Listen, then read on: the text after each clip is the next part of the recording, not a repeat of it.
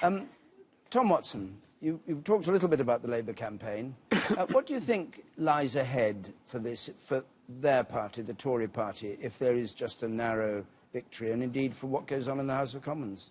It's not really for me to predict what David Cameron's future is, although I see all those MPs signing that letter, which shows he must be in trouble if they're signing a letter of support in 1 minute after 10.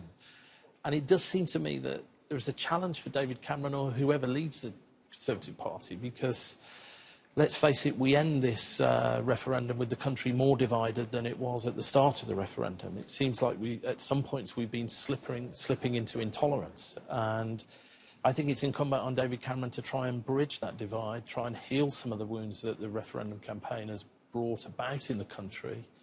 And that means his leadership over the next 4 to 6 weeks is really important. But how can he do that if these divisions, which, I mean, Ian has been talking about, and you know perfectly well that people, we said earlier on, families divided, people divided. It is really a very, what can I call it, abrupt sort of breaking point for Britain. They've got one side saying this, because they've been presented with just one question.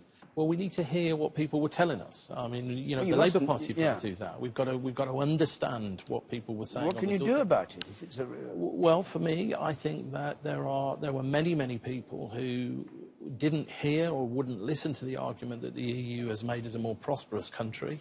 And I think there's a reason for that, because over the last 30 years, all the evidence shows that actually that prosperity has been shared with only very rich people, and they've not had their fair share of it. But one